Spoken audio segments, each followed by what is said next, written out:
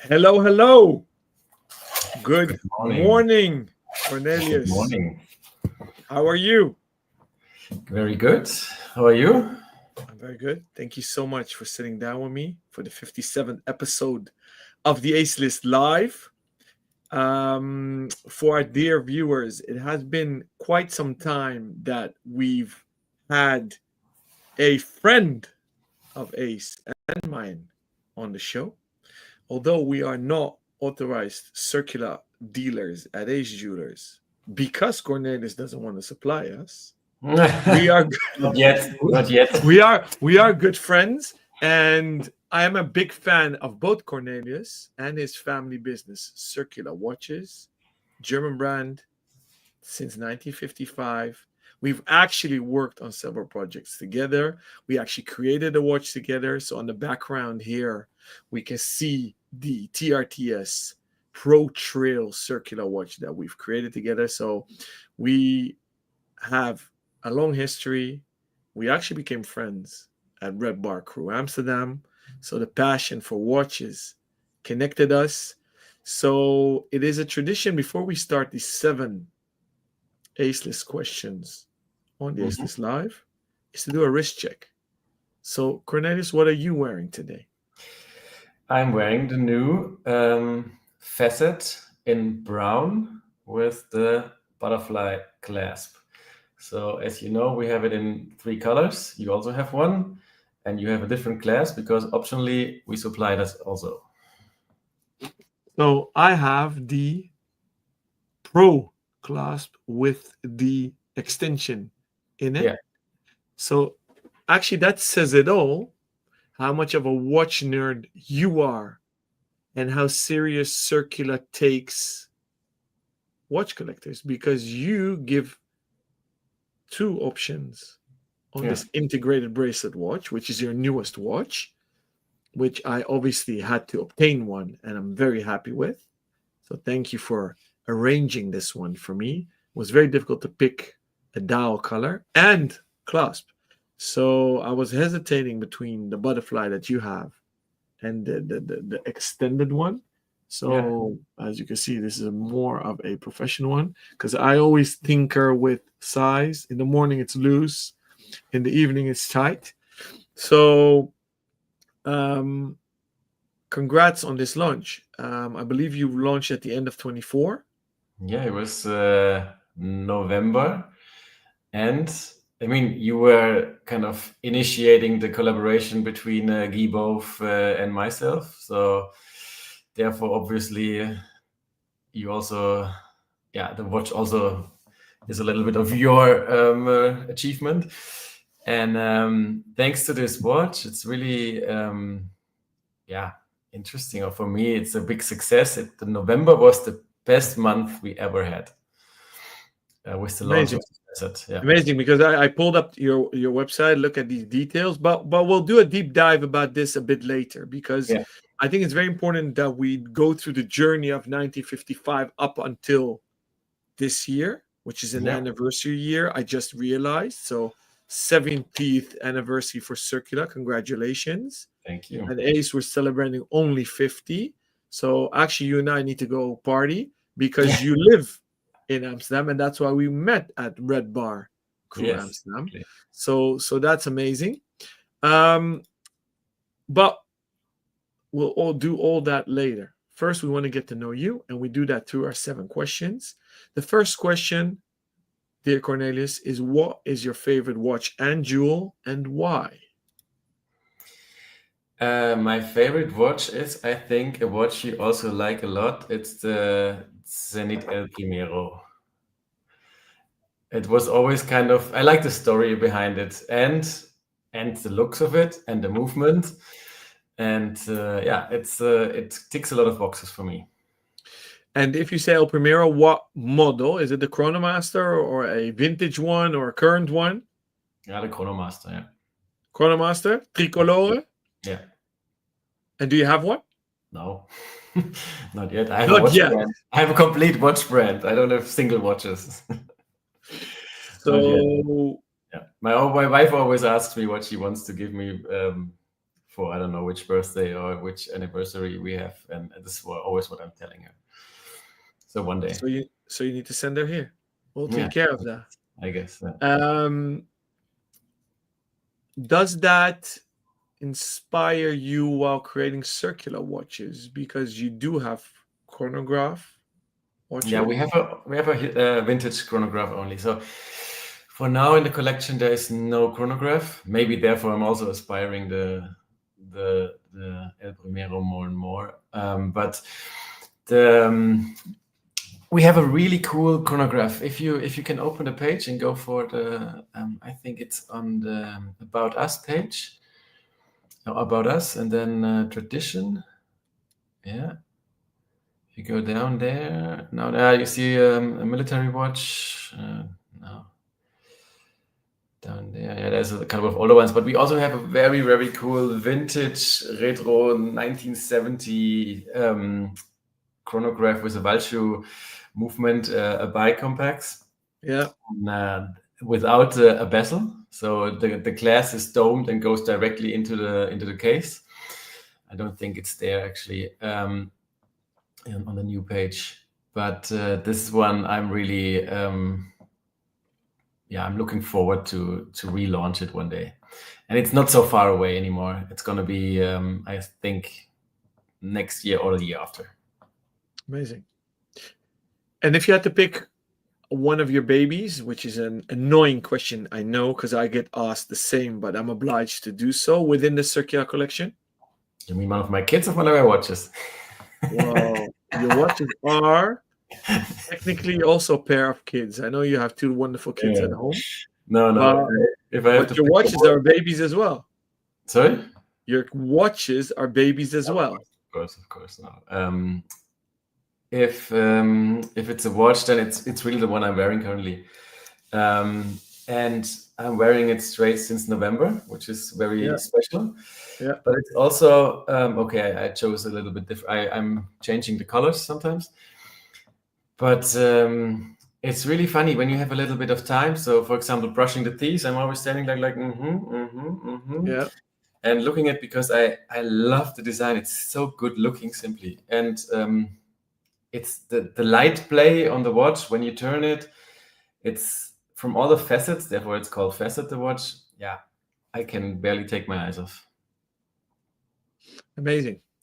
So we have been streaming on Instagram as well. The software that we're using does not embed the question here, so I just copied it into here, and people are flashing in and out of Instagram rather quickly. So to respect Stackhouse 22, I want to break my own rules of keeping the questions till the end, because you and I are chatterboxes and it can take quite some time. So Stackhouse 22 on Instagram commented, I really like it, but I got a question. Next to the circular writing on the right side, why can we see the mesh in the background here? Respect for your work. You have a nice collection, he writes. And he's referring to the dial of the new Facet watch, Cornelius. Could you comment on that, please? Oh, now I'm understanding it. Okay, next to the circular writing on the right side, why can we see the mesh in the background here? The mesh is everywhere, and there. So when we did okay, then we have to come back a little bit how the Facet developed. The dial is our new logo. So when I was working with Guy, he also proposed, let's make a new logo, and he made this typeface, especially that you can see here now on the screen, especially for us. And he also made a typeface for the numbers that you can see now on the left, the 45. So all these numbers are created by Guy, including the typeface. And he also, because Circular is named by my grandfather for the circulation of the wheels in mechanical movements. So basically, each circle on a dial is representing a teeth or a wheel cock. And initially, we had them symmetrically lined out, but then it looked like a spider web, and that was not very good looking. So we moved them all a little bit, and changed the spaces between them, and right to the logo there, where you can see the mesh a little bit more than the others. The spacing just got a little bit bigger because we wanted to break the regularity, the how you call it, that it's not so symmetrical, exactly. And now you have kind of a wave going through the dial, which is very nice, also playing in the light. Amazing. Thank you for that. And thank you, Stackhouse, for your questions. Please keep your questions coming. Going back to the standard 7 questions. Cornelius, what did you want to be when you grew up? I have to think. I think doing the same as my dad did. So traveling around Germany, visiting jewelry stores and selling them watches and jewelry. That was, I guess, I always liked that idea. And I went with him lots of holidays, because my dad was usually gone from Monday to Friday or Monday to Thursday, which was not so nice. But we were talking a lot on the phone, and he was always in a different hotel in a different city. And so traveling mostly the south of Germany, but also the whole country. That seemed to be a nice idea. In the end, I took over the company, but only that continued the brand and not the wholesale that we used to have. And I do not travel that much anymore within Germany, but I travel a lot internationally. So, quick intro into the brand. 1955, you're the 3rd generation. The Hubers have always run CIRCULA. Yeah. So when you're referring to your dad, he was the 2nd generation. Yeah. And you guys in Pforzheim had a wholesale business. Yeah, since started creating CIRCULA Watches. Yeah. Is the company older than 1955 originally, before the watch brand CIRCULA? Yeah, it was from 1926. Oh, amazing. So it's 99 years. Yeah, exactly. Yeah. Wow. So, and there is records that the family is much longer already in watches and jewelry. Yeah. Even some activity in Austria as well. Yeah. So it's from 1926, almost 100 years. And then after the war and the rebuilding, when the time was right for my grandfather, he started also CIRCULA in 1955. Amazing. Are you going to celebrate that fact next year, that the mother company is that old? No, because the mother company, we stopped. So when my parents retired, they stopped the mother company, and I only took over the brand name, which was luckily also registered since 1955. So without a break, registered on our name, and I took it over into the new entity. And also interesting, we have been active since 1955 without a break. So they have always been CIRCULA watches. In the beginning, of course, they were all mechanical. Yeah. And then during the quartz crisis, they were mainly quartz. And then from, let's say, the 2000s, they were mainly mechanical again. And when I took over, my dad had it. My dad's major sales channel was, of course, jewelry stores, because we had the network from the wholesale. And then when I took over, I wanted to do it online because I saw that the future is there. In the end, then what comes with this decision is that you need a much more unique collection than we used to have. I mean, if you look at the watches, they look very nice in the 50s, but in the 50s, lots of watches looked like this. Yeah. Now our watches are more special, uniquely looking compared to many on the market. Amazing. We have our buddy Rob Nuds watching, although he's stateside, so he actually should go to bed. Rob, thank you for watching. He writes on YouTube, good to see you both together again. Question for Cornelius. What are the biggest challenges for smaller independent makers when it comes to getting coverage on major watch media platforms? And he wrote a bonus question for you, Cornelius. And what hairstyling products do you use? So, I just told you as you, I as you have can see with a Rob's picture, both of you are pretty boys with out of bed looks and this whoosh. I don't have that problem. no, So I I think was Rob is having envying a lot of you. beers right now in the US. But thank you, Rob, for that. He's using obviously Schwarzkopf gel. I'm never Um, using anything, and I need to go to the haircutter this week. It's ridiculously long, my hair. But apart from this, the first question is, in the end, he knows it best, is to get the coverage at all. Because I mean, the idea of the major platforms is to create reach, and if the realities in the world are that known big brands, they are, if you write about them, you create more reach. So if you write about Circula, you really have to like our watches and or me as well, and or have to know me. And I think we've done this last year very good. For example, Teddy Baldassare, he covered the Pro Trail, which is also the basis for our collab. He covered it 4 times in his videos, and this is unpaid just because he likes the watch. And so in the end, it's finding someone who really likes the watch and likes our company, likes our story, and is then willing to tell our story to their audience. That's the challenge. Yeah. how difficult is it to get the coverage? Sorry. How difficult is it to get the coverage for you as a brand? I think somehow it always works out to Mhm. get coverage. If you're nice and ask nicely, you somehow get the coverage. And if you have a good story and a good product and a watch that these guys like, then I think it's very well possible. Every year we've always been covered in a blog to watch, in One and Bound, in Fratello. They always write about our launches. Amazing. Third question. Who is your role model, or you can mention several? Yeah, this is a question. I never had one.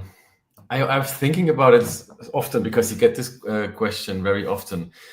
There's people that have a lot of respect for what they achieved, but there's hundreds, and it's more like, let's say, a type of person that is still humble and has achieved something very respectable. That's something I really aspire.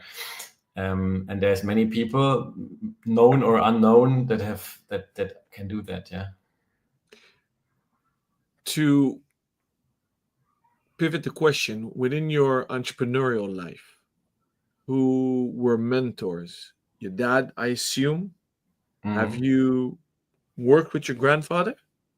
No, I've never worked with Ye- him. I work with my dad. Yeah, He's a mentor. He's a support. He's still today, so he's yeah, still active in the company nice. on a everyday basis. He's a pensioner, but he's still working. Let's say, yeah, about 2 hours a day, 4 days a week. So Yeah, just because he likes it, and yeah, he's very proud of what we have achieved. amazing. So when I took over Circular, we were known in the south of Germany, mostly southwest, a little bit southeast, which is, yeah, 2 very big departments of the country. But then in the last 5 years, we made it to a big, to knowledge that, yeah, bigger awareness within Germany. There is currently a poll going on a German YouTuber. He's, I think, one of the bigger ones, at least in the top 5. And I think there is also around 2,000 people that joined the poll and voted. And Circular is in a couple of categories in the top 3. So, for example, the best value for money, we are number 3 behind Sin and Laco. For the best service, I think we're even number 2. And for the best design, we're top 5 behind Nomos watches in the back of yours. So within Germany, the brand has grown a lot, and so yes, my dad is still my role model in many things, but he's also like he's working with me. We are achieving it together. It's very fun, and we are in daily contact. Even though I'm living in Amsterdam and he's looking after the business in Germany. Amazing. May he help and work with you for many more decades. I hope so. So we bless him. And I know you work hands-on because you just picked up the phone before you went live with me. So it's lovely to see that, like us here at ACE, our dad is also still active, and it's very important. And the customers actually like it very much. I don't know if for you it's the same case. Yeah, he's the OG. Yeah, exactly. Yeah, when he is in Düsseldorf with me, and you can see the living history from him to me, and the family relation to the brand. This is history coming live. Yeah.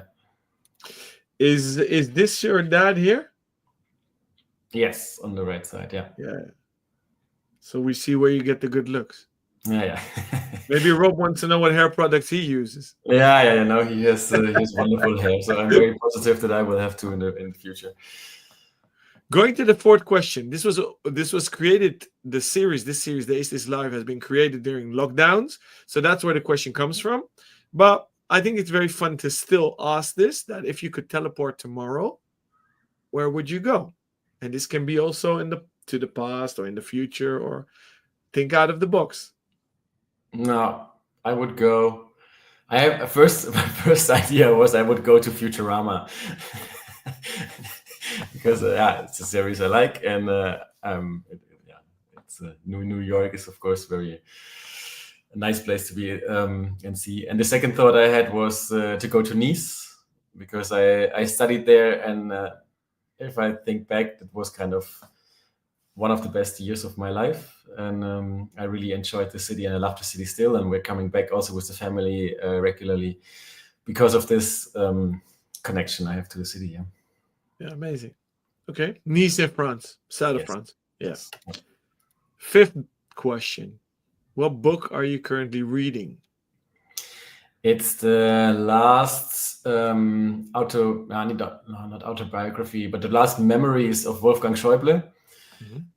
The former financial Ministry of Finance and Minister of what is it called, Binnenlandse Zaken, the Interior Affairs.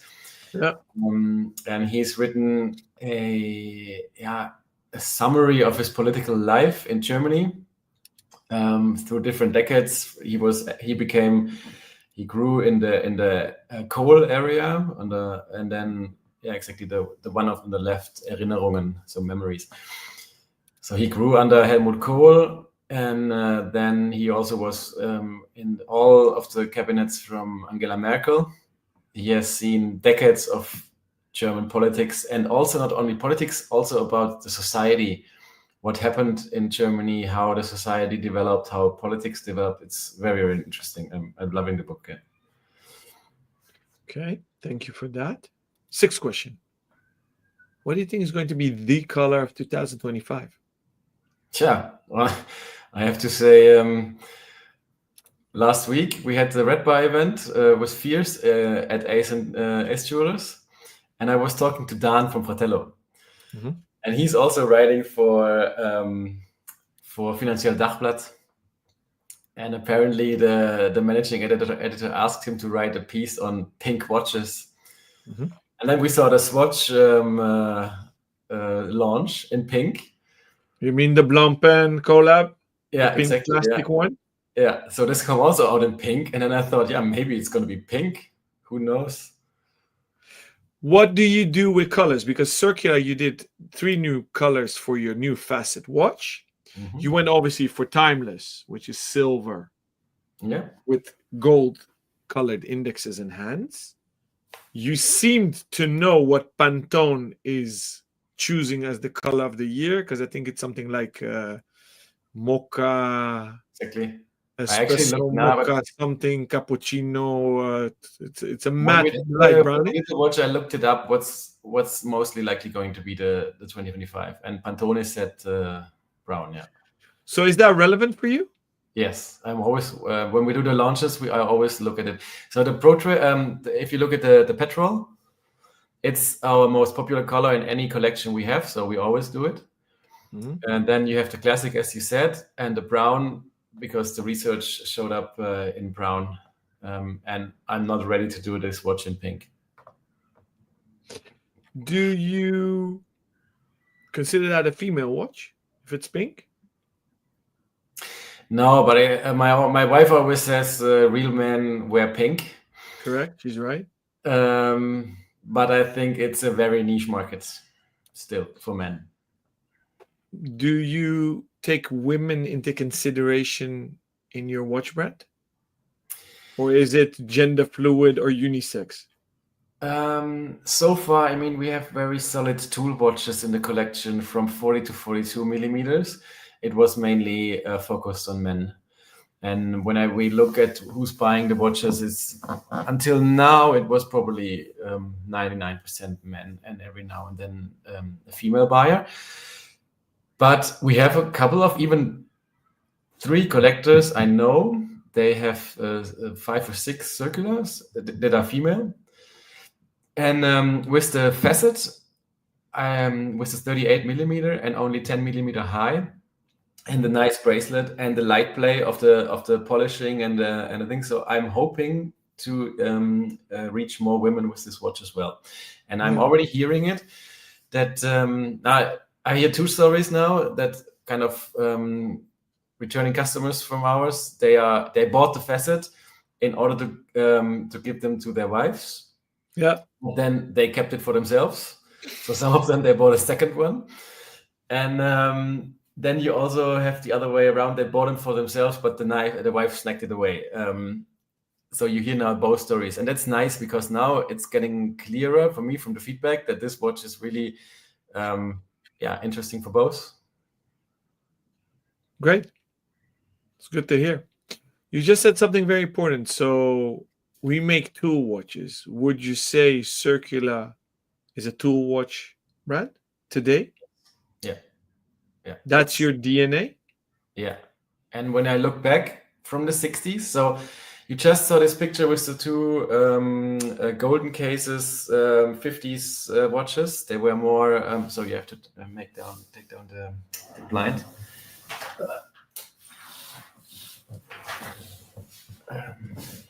These you mean? Yeah, exactly. In the 50s, I mean, that was what we did. But already in the 60s, when you go up, you see the military style watch, which is a tool watch. There on the left. And then we had chronographs, and we had divers. So, for example, this one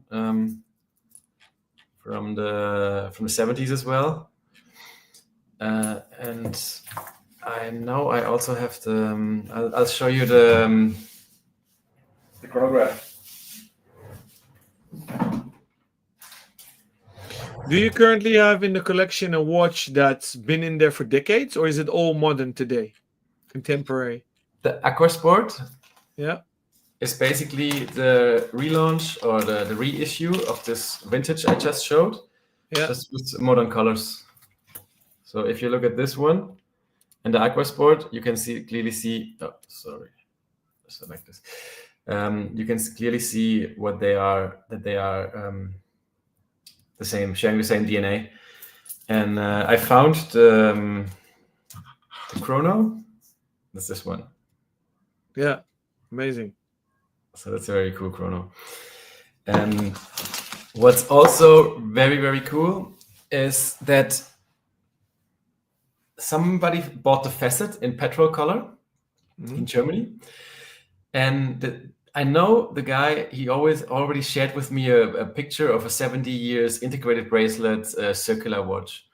And I know this watch and I had it in my mind, but it wasn't kind of a role model when we designed the facet. The guy bought it and put it next to his integrated steel sports watch online, and you can definitely see that these watches are CIRCULA watches. And that was so good to see that we have the DNA from the let's say from the 60s at least.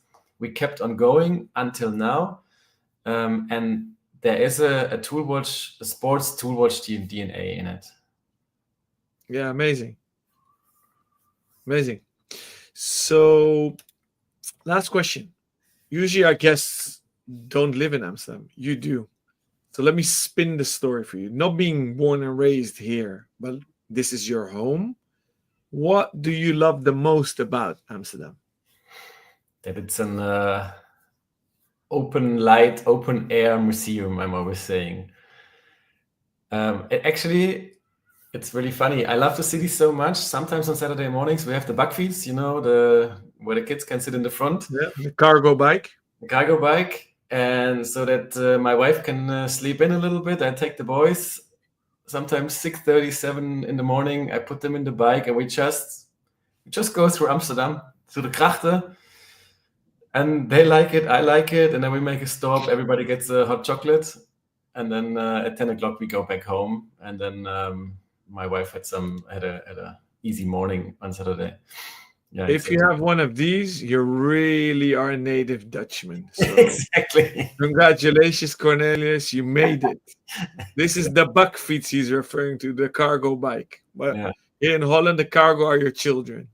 yeah, exactly. Do you know that these urban aero bikes have a longer waiting list than Rolexes? What? They sell with a premium. A buddy of mine had a chain of electric bicycle stores, Yeah, and when the Urban Arrow came out, he knew this was going to be the hit, yeah, so he bought an allocation for 36 months ahead to have a steady stream of monthly yeah, supplies. yeah. So he was the only one in Greater Amsterdam that had them. Wow, It's nice. bonkers. So I Yeah, never thought about that. So it's a cool story. These were the questions. Thank you so much, Cornelius. Bang halfway the episode. I want to keep at least the second half of this half, so a quarter for questions. I want to run now a bit in an analog way.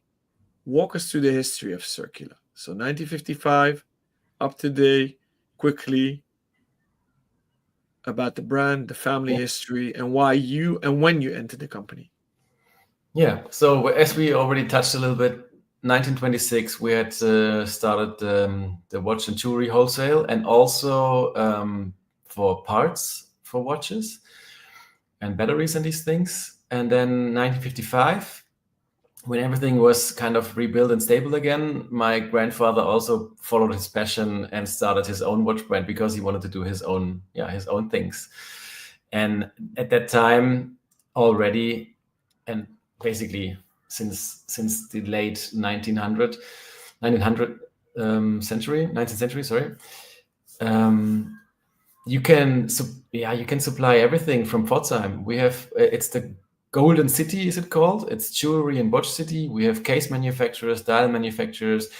We even had until the 90s, or what was it again? Sorry, late 80s. We had movement manufacturer in the city. It was called PUW, Pforzheimer Uhrenrohwerke. So you could source anything in Pforzheim. It's kind of the Western German capital for watches. And it's very funny when I'm somewhere and I say, yeah, and they ask you, what are you doing? And I'm saying, yeah, I'm having a watch brand. It's for most people, it's very, oh, wow, that's very special. But if you are from where I am, from Pforzheim, probably most like Glashütte, being involved in watches is just for so many families. That's what we do. That's what we always did. It's really our lives is watches. The whole city is watches. And that's really nice. I like it. So when I grew up, and then for my grandfather, who started in 1955, my dad went into the company in the 70s. This dive watch was the first one. So what I showed was the first one he developed, and then got into the collection. And actually, when I took over, I made the reissue of this watch. Was my first tool watch we did. So there's kind of the bond. And when I grew up as a kid, it is obvious then my parents were both in the company. My mother was doing the jewelry, my dad was doing the watches. So as a boy, I always went with him, and we were looking through the watches. And really funny, yesterday evening, I sat with my boys, and I can just quickly show you the picture. So this is the picture we took. They are 6 and 7, and they like watches so much. They wanted to take it. They want to do a wrist shot, so we did a wrist shot, and each picked their favorite watch. So Leonard took the, let's say, the turquoise Aquasport, and Louis took the blue Super Sport, and I had the Facet. So kind of the next generation is already in line, and like they grew up now with watches. They come in here. I have there's always watches here. There's a watch in the bag. When I turn on my phone in the morning, I look at watches. It's exactly like them now are in constant contact with it. This was how I grew up. And then my parents always said, okay, it's important that you have a good education. So I went to university, and after university, they also said, yeah, it's also very important that you go somewhere and have a good job, make a good career. So I went into management consulting for a couple of years, and at the moment when I became partner in the consulting, kind of my objective in this career path was reached, and I thought, yes, that's that now. Now I want to do something I really want to, and I always loved in my life. Then I said to my dad, I'm going to take over the brand, but only the brand. I don't want to continue the wholesale. And that's what I did then in 5-6 years ago. Another friend of the show, Blog to Watch Weekly. Good morning. Thank you for joining. Please do send in your questions. Sorry for the intermezzo, Cornelius. So you said your two boys are very much intrigued. Were you, although your parents said that you should have a good education and a career, yeah, did they expect you to join the family business? No, not at all. No pressure. No. They always said, first go and see kind of the world. Yeah. And then you can decide better afterwards if you really want that. And yeah, I've seen it. I've done projects all over Europe, and I had a very comfortable position. But in the end, it's more important that you do what you really love. And it's a couple of things. It's watches, is of course the content, the daily what you are busy with. But I'm coming from an entrepreneurial family. It was kind of not in my feeling, when I listened to myself, it was not natural to me to be an employee, because my parents both, all my life, they were entrepreneurs.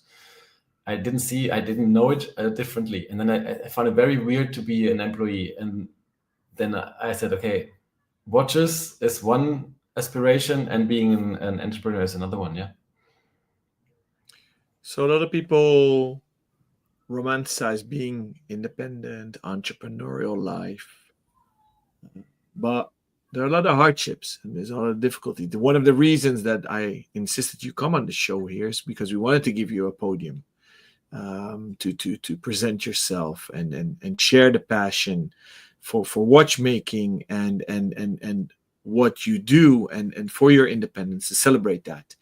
What are difficulties for you that you encounter as an independent brand and you as a entrepreneur? In the end, it's we got into a whole new business model in the end. Mm-hmm. So our business model was to sell to jewelers, and now we sell kind of 90% directly online. We have a different value proposition, we have different design, and for all this we needed different suppliers, new suppliers.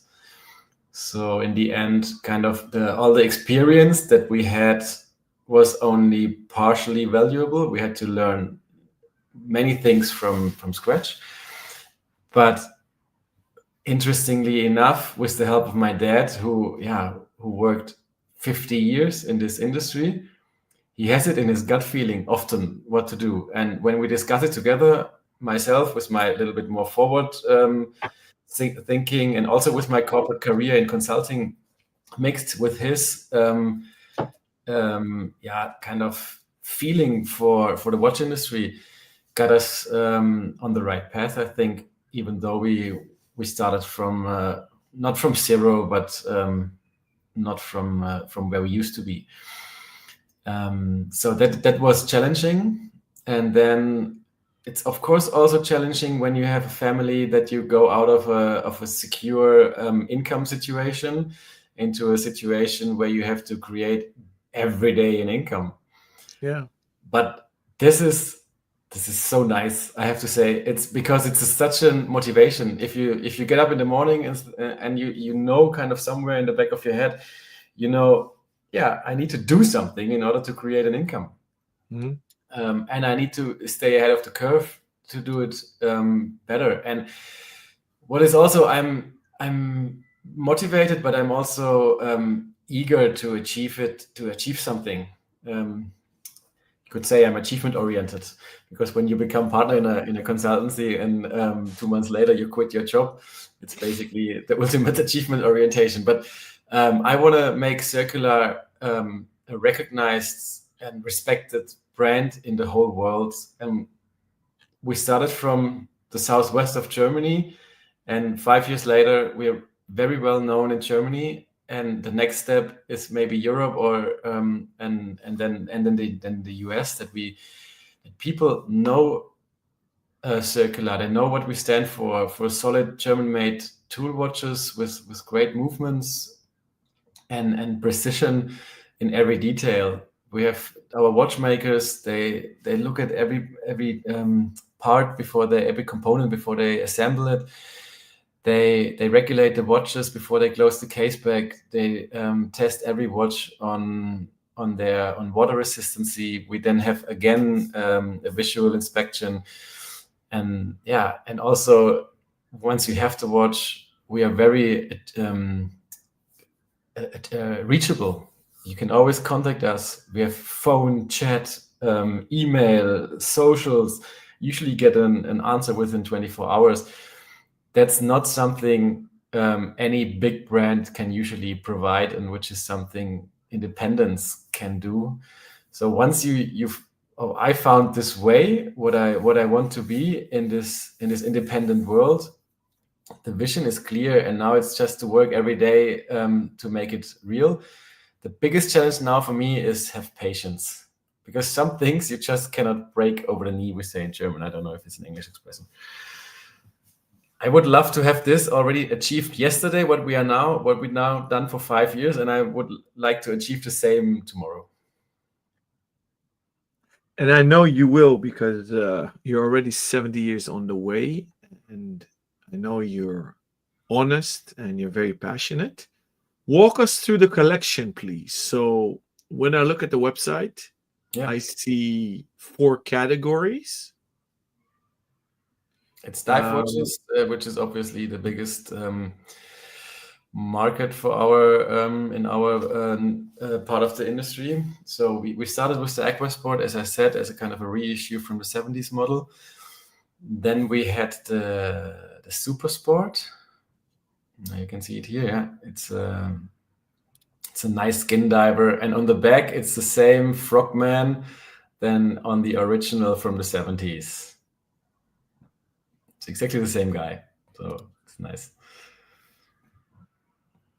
Yes, inside is the Selita SW200 and Elaborate grade, and we still regulate them all in-house. And when you look at the night shot, that's also something we are famous for, and which you can see in all our reviews and evaluations. The loom is very, very good. You have stainless steel, of course, sapphire crystal. And then the next was the Super Sport, which is a special watch on the dive watches. Yeah, the one on the top left. Yeah. So this is a real super compressor.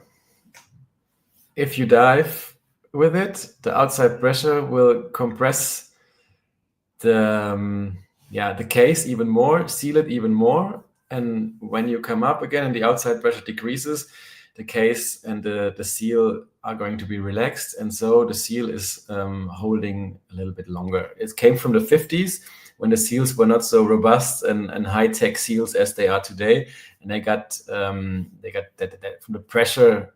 They got little cuts in it, so they were not tight anymore. And this is just a really, really cool technology.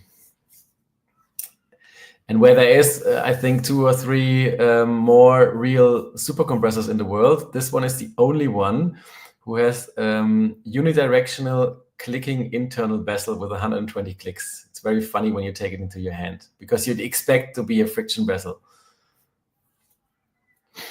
And the last of the the divers is the dive sport. It's a titanium diver, 500 meter, 42 millimeters on the bottom there. Yeah.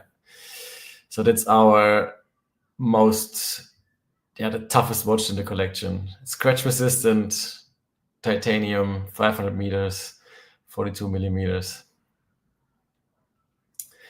And we also kept it that the bezel is the same material, so it's also titanium, but then DLC coated. So it's scratch resistant, but still the same material as the case. Talk to me about the scratch resistant. So there's another German brand that is known for that. Yeah. Well, what is it that you guys exactly do to create this resistance in scratching? Yeah, it's 2 different processes. On the titanium, we cannot do. I don't know if the other company can do it. We do on the titanium for scratch resistance. We do coating. So you have the same as, let's say, it's a transparent PVD coating, which is 1200 Vickers scratch resistant. It's the same as what you do on PVD golden watches, just it's transparent. On the Pro Trail, if you go to field watches, to the next category, which is also our most popular model, this is the Pro Trail.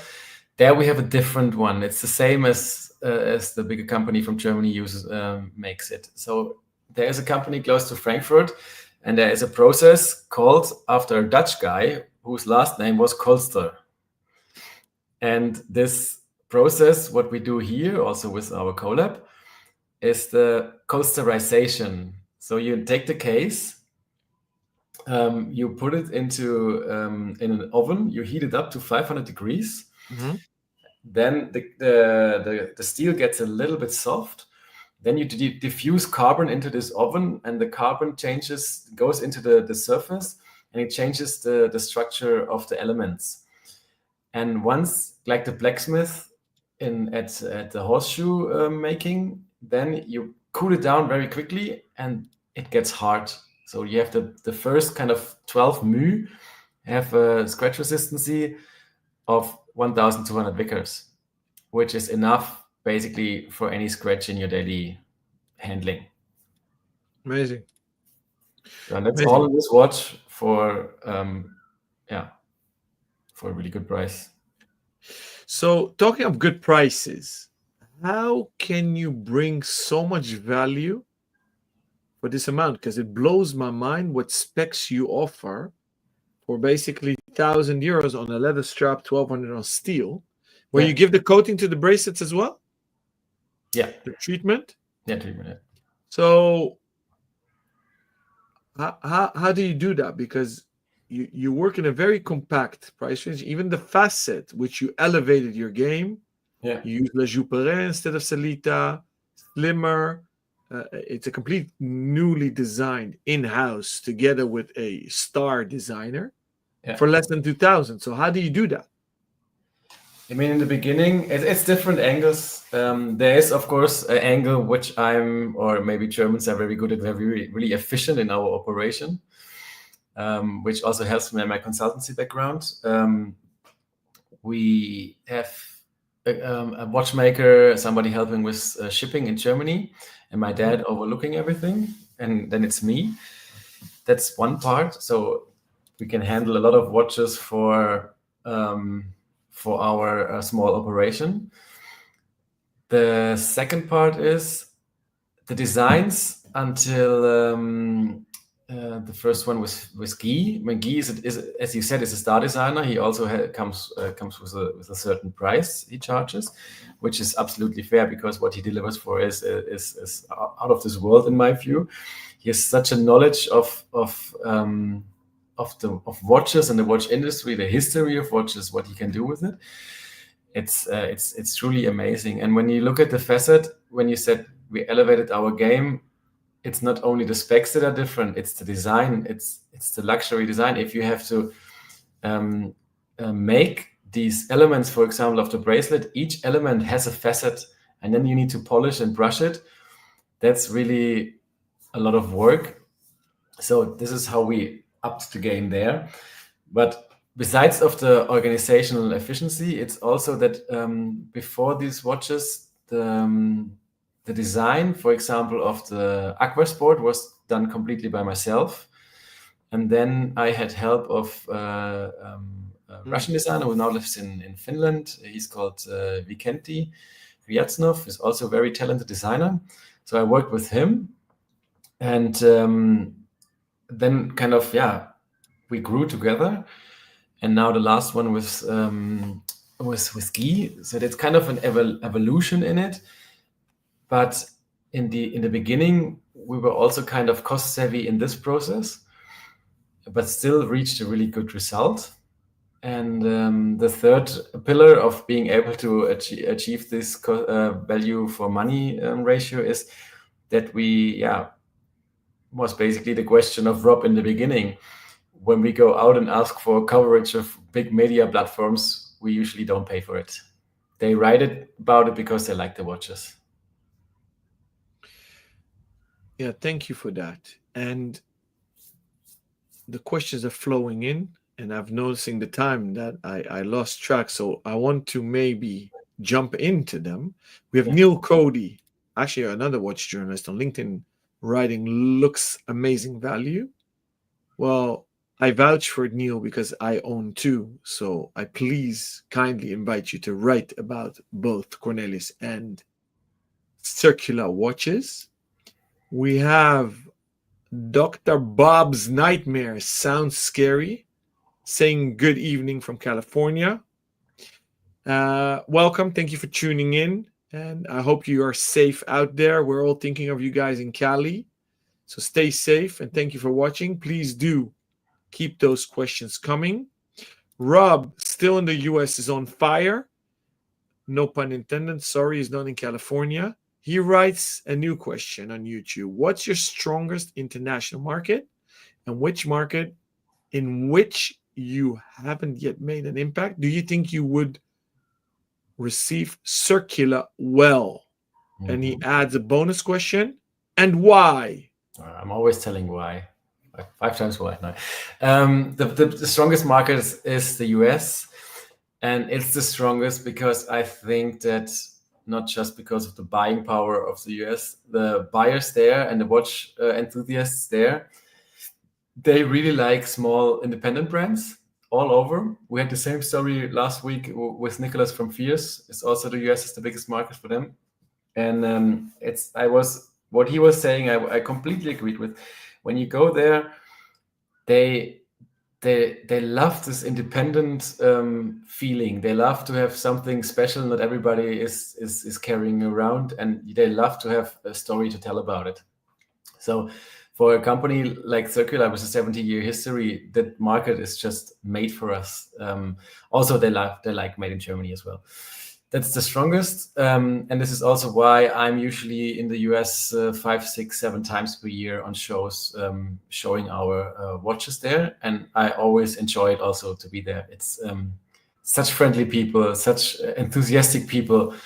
I'm really looking forward to it. In 4 weeks, I'm going to Charlotte for the Intersect. And it's going to be fun. The second part of the question, where I think a market would really good would be Australia, but it's not such a big market because they like also our tool watches, and we also sell a couple of watches there. I think we can do better there or more, but a market where we not sell almost at all. And what I'm curious about is Japan. I would think that also Japan would like the occasional Japanese people would like the occasional tool watch made in Germany, but so far really rare that we sell a watch to Japan, and it's such a big market. It's also a big watch market. I hear a little bit it's more brand focused, but I know that Sin is very big in Japan, so there is a market for it. I'm quite sure. So Rob continues by saying, do it in Fuschelektig Hoyer, and I'll wear two. So that's a promise. It's on air. You're all here witnessing it. So thank you, Rob, for the passion and all the questions. Neil answered, would love to, will be in touch. I will connect you to gentlemen. Yes, so thank you, Neil, for tuning in and commenting. We have another LinkedIn user. Unfortunately, the name did not get passed on to StreamYard where we're recording, writing hi. Well, anonymous user, we're saying hi back. Thank you for tuning in. Neil keeps on coming. You have amazing hair too. Very jealous. Well, Neil, you and I also look well. Don't worry. It's all good. Yeah. It's all about the writing skills. You saw my dad, how he looks, and he's now 74, so I'm positive it will stay around. I hope so too for you. And if it doesn't, it's fine as well. We had some people sending questions beforehand when we announced this episode that couldn't join during the live stream. One of the questions was, is your ambition to make your own movement? That's an interesting question. I was in a panel discussion in Düsseldorf at the Watch Time. It's the biggest German watch fair show. And we got exactly this question. And we were a couple of Germans up there. And there was a guy from Jema, who obviously have their own movement. I think in order to make your own movement, you have to have, it costs so much money, you have to have external money for it, because it's barely it's not financeable for a company out of yourself to reach this. When I look at big companies like Sin, they don't have it. If I look at Nomos, they have it. So it's achievable, but it's going to take a lot more time and it takes a lot of money. So let's see when this is ambition. Yes, it's ambition to make it short. Yes, it's an ambition. Does it add value though? Do you feel that you need it? I think it can really set you apart. Look at Jema. I think the company got a big push since they have their own movement. Is it the movement or is it because they made more contemporary, unique designs? I think they first started changing the designs and then got their own movement. So it's almost a chicken egg dilemma, but that's for future discussions. We have, well, it's I think it's Japanese with proxy. So on YouTube, writing good day from Ukraine. So glad to catch this interview live. Thank you so much for tuning in. He continues, or she continues. If I may ask a question, considering how you broke into a bit higher price and quality bracket, do you as a brand interested in exploring higher complications? And it continues, or mostly refining the current collection? For now, it's the second. It's refining the current collection. I'm working now with Guy on making the whole collection even more streamlined into this direction that we have currently and where we are successful in. It's kind of the facet Pro Trail basis. That's that. And then a little bit more different materials for now. I'm always dreaming of, the neighbor of my parents is Jochen Benzinger. Mm-hmm. So sometimes the engraver. Yeah, exactly. And Guyosh, and so he makes unbelievably cool stuff. So every now and then I'm sitting with them and we're drinking a glass of wine. And then I'm always working on him that one day I want to have one of his dials in one of my watches. So that's one aspiration I have also. Let's see when he gives in. That's one idea. And then, yeah, it's also, I mean, you see all the stone dials. when I had the Aquasport come out a half year later, we had a meteorite dial, and then a half year later we had an aventurine. So we were a little bit ahead of the curve, maybe too much ahead. But now, yeah, stone dials are all over, and I like them a lot as well. So that's an idea. But complications isn't for now not on the radar. And there is a bonus question for you. R&D of making Omo was very, very difficult task. So he's completely right. And he adds, it's like with Aston Martin and McLaren in the car world. Why spend money? You don't have to make an average engine when you can just buy a great one from Mercedes. So interesting analogy. Thank you so much for those questions. Exactly right. It's the same discussion we had then on this podium. The value for money you get from companies like Celita and also La Chouperet, for the performance these movements are delivering, that's almost impossible to match. And I don't think it's a mandatory. A lot of brands maybe do it for the sake of marketing, but I think that when you have a holistic approach and you honor your DNA and push it into the 21st century, which you are doing, I think, fantastically, you have a winning success formula. So Neil writes, oh, that's very cool. So last one, I see we passed the 1 hour mark. I want to thank you so much, Cornelius, for sitting down with me and chatting.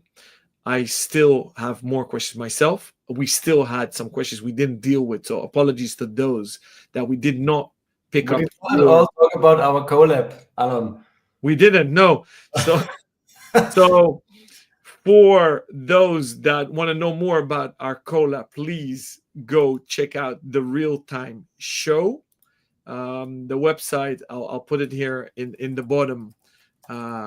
Please check that episode with Cornelius on the podcast. And it was all about you, Cornelius, and the brand. And the link for the Real Time Show is in the bottom. Check it out.